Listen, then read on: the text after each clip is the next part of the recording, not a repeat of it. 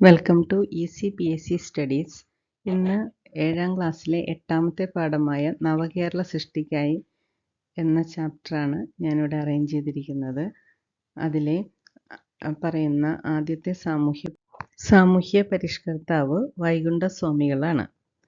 അപ്പം നമുക്ക് വൈകുണ്ഠസ്വാമികളെ കുറിച്ച് പഠിക്കാം. കന്യാകുമാരിയിലെ ശാസ്താംകോയിലാണ് ജനിച്ചത്. വൈകുണ്ഠസ്വാമികൾ ജനിച്ചത് കന്യാകുമാരിയിലെ ശാസ്താംകോയിലാണ്. ഐത്യത്തിനെതിരെ കിണറുകൾ കുഴിച്ചു. സമപന്തി ഭോജനം സംഘടിപ്പിച്ചു. മേൽമുണ്ട് ധരിക്കൽ നിരോധനത്തിനെതിരെ ശബ്ദമുയർത്തി. ക്ഷേത്രപ്രവേശന നിരോധനത്തിനെതിരെ ശബ്ദമുയർത്തി.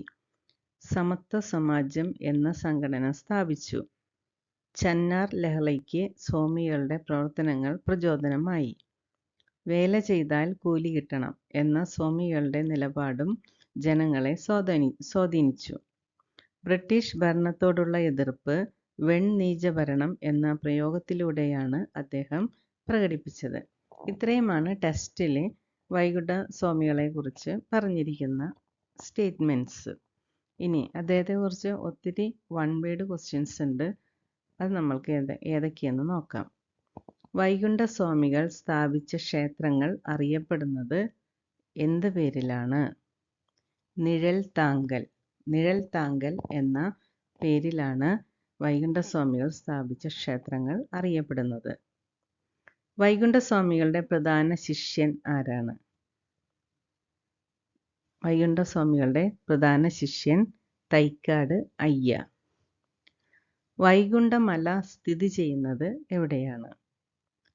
വൈകുണ്ഠമല സ്ഥിതി ചെയ്യുന്നത് അത്തള വിളൈ കന്യാകുമാരിയിലാണ്. അത്തള വിളൈ കന്യാകുമാരിയിലുള്ള ഒരു സ്ഥലമാണ് അത്തള വിളൈ. ഇനി അടുത്തത് എന്താണെന്ന് നോക്കാം. ചോദ്യം പലത് ഉത്തരം ഒന്ന്. അതായത് എല്ലാ ചോദ്യങ്ങൾക്കും ഉത്തരം വൈകുണ്ഠസ്വാമികൾ എന്ന് തന്നെയാണ്. അപ്പോൾ ചോദ്യം ഏതൊക്കെയെന്ന് നമുക്ക് നോക്കാം. വൈകുണ്ഠസ്വാമികൾ റിനൈസൻസ് ലീഡേഴ്സിൽ ഏറ്റവും പ്രധാനപ്പെട്ട ഒരാളാണ്. അപ്പോൾ അതുകൊണ്ട് വളരെ ഇമ്പോർട്ടൻ്റ് കൊടുത്ത് തന്നെ ഇത് പഠിക്കണം. ഒന്നാമത്തത്, മേൽമുണ്ട് സമരത്തിന് പ്രചോദനം നൽകിയ സാമൂഹ്യ പരിഷ്കർത്താവ് വൈകുണ്ഠസ്വാമികൾ. വൈകുണ്ഠ ക്ഷേത്രത്തിന് സമീപമുള്ള മുന്തിരി കിണർ അല്ലെങ്കിൽ മണിക്കിണർ സ്വാമി കിണർ എന്നും അറിയപ്പെടുന്നു. ഇത് നിർമ്മിച്ചത് വൈകുണ്ഠസ്വാമികൾ. വിശുദ്ധിയോടുകൂടിയ ചിട്ടയായ ജീവിതം നയിക്കുന്നതിന് പരിശീലനം നൽകാൻ തൂവയൽ പന്തി കൂട്ടായ്മ സ്ഥാപിച്ചത് വൈകുണ്ഠസ്വാമികൾ. നിശാപാഠശാലകൾ സ്ഥാപിച്ച് വയോജന വിദ്യാഭ്യാസം എന്ന ആശയം ആദ്യം നടപ്പിലാക്കിയത് വൈകുണ്ഠസ്വാമികൾ. വിഷ്ണുവിൻ്റെ അവതാരമാണ് താനെന്ന് സ്വയം പ്രഖ്യാപിച്ച നവോത്ഥാന നായകൻ ആരാണെന്ന് വെച്ചാൽ അത് വൈകുണ്ഠസ്വാമികൾ. സമപന്തി ഭോജനം നടത്തി അയിത്ത വ്യവസ്ഥയെ വെല്ലുവിളിച്ച നവോത്ഥാന നായകൻ വൈകുണ്ഠസ്വാമികൾ. കേരളത്തിലെ സാമൂഹ്യ പരിഷ്കർത്താക്കളിൽ ആദ്യത്തെയാള് വൈകുണ്ഠസ്വാമികൾ. സമ്പൂർണ്ണ ദേവൻ എന്ന് അറിയപ്പെട്ടിരുന്നത് വൈകുണ്ഠസ്വാമികൾ. ജാതി ഒന്ന്, മതം ഒന്ന്, കുലം ഒന്ന്, ദൈവം ഒന്ന്, ലോകമൊന്ന് എന്ന് പ്രസ്താവിച്ചത് വൈകുണ്ഠസ്വാമികൾ. സ്വാതിപതികൾ മുടിചൂടും പെരുമാൾ അല്ലെങ്കിൽ മുത്തുക്കുട്ടി എന്ന നാമധേയത്തിൽ അറിയപ്പെട്ടിരുന്നത് വൈകുണ്ഠസ്വാമികൾ. ദക്ഷിണേന്ത്യയിൽ ആദ്യമായി കണ്ണാടി പ്രതിഷ്ഠ നടത്തിയത് വൈകുണ്ഠസ്വാമികൾ. ക്ഷേത്രങ്ങളിൽ നിലനിന്നിരുന്ന ദേവദാസി സമ്പ്രദായത്തെ എതിർത്ത നവോത്ഥാന നായകൻ ആണ് വൈകുണ്ഠസ്വാമികൾ. കണ്ണാടിയിൽ കാണുന്ന സ്വന്തം പ്രതിബിംബത്തെ ആരാധിക്കാൻ നിർദ്ദേശിച്ചത് വൈകുണ്ഠസ്വാമികൾ.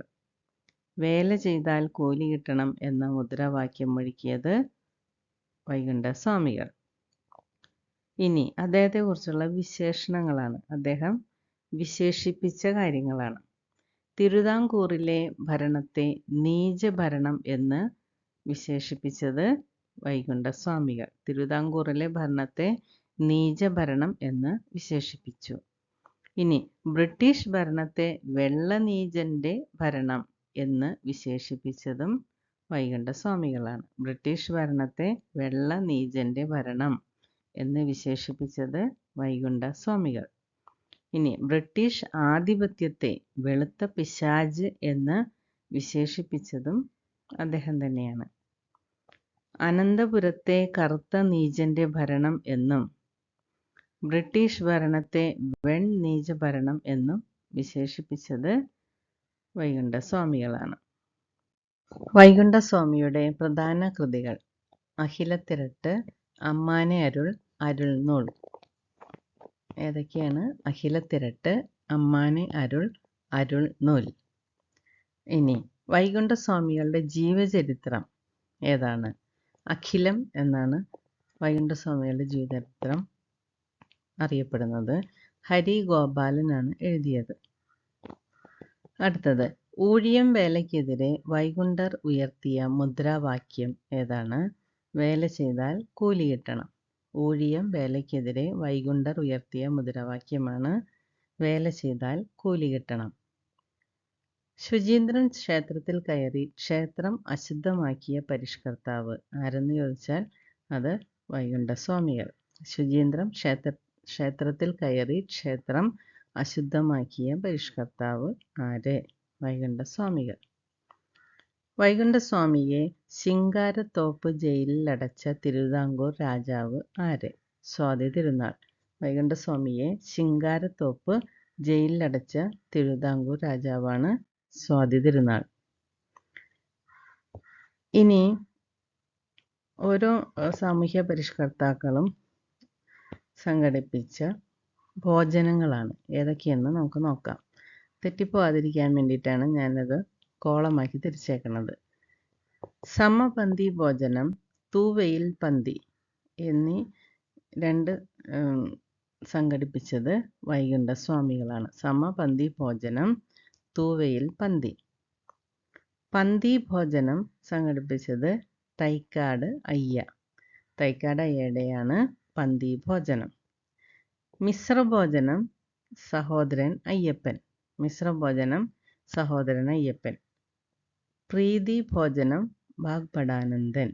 അപ്പോൾ ഈ 4 കാര്യങ്ങളും 4 പരിഷ്കർത്താക്കളുടെ ഭോജനങ്ങളും വ്യക്തമായിട്ടും പഠിച്ചിരിക്കണം.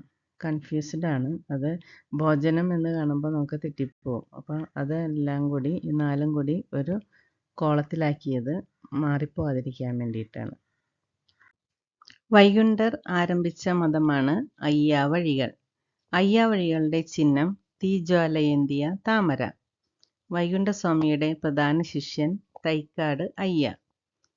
വൈകുണ്ഠസ്വാമിയുടെ ശിഷ്യഗണം പഞ്ചപാണ്ഡവർ എന്നാണ് അറിയപ്പെടുന്നത്. വൈകുണ്ഠസ്വാമിയുടെ ശിഷ്യഗണം പഞ്ചപാണ്ഡവർ അല്ലെങ്കിൽ ചിതർ. വൈകുണ്ഠസ്വാമിയുമായി ബന്ധപ്പെട്ട പഞ്ചമൂർത്തികൾ ഏതെല്ലാം? അമ്പലപ്പതി, പൂപ്പതി, മുട്ടപ്പതി, സ്വാമിത്തോപ്പുപതി, താമരക്കുളം പതി. എന്തൊക്കെയാണ്? അമ്പലപ്പതി, പൂപ്പതി, മുട്ടപ്പതി, സ്വാമിത്തോപ്പുപതി, താമരക്കുളം പതി. ഇനി ലാസ്റ്റ് ക്വസ്റ്റ്യൻ. വൈകുണ്ഠസ്വാമി സമാധിയായത് 1851 ജൂൺ 3-ാം തീയതിയാണ് വൈകുണ്ഠസ്വാമി സമാധിയായത്. ഇതോടെ വൈകുണ്ഠസ്വാമികളെ കുറിച്ചുള്ള ഓൾമോസ്റ്റ് എല്ലാ വൺ വേർഡ് ക്വസ്റ്റ്യൻസും തീർന്നു. ഇനി അടുത്ത ഒരു സാമൂഹ്യ പരിഷ്കർത്താവിൻ്റെ വീഡിയോയുമായി നാളെ കാണാം. ഈ വീഡിയോ നിങ്ങൾക്ക് ഇഷ്ടപ്പെട്ടെങ്കിൽ സബ്സ്ക്രൈബ് ചെയ്യണം, ലൈക്ക് ചെയ്യണം, ഷെയർ ചെയ്ത് മറ്റുള്ളവരിലേക്കും എത്തിക്കണം. Thank you for watching.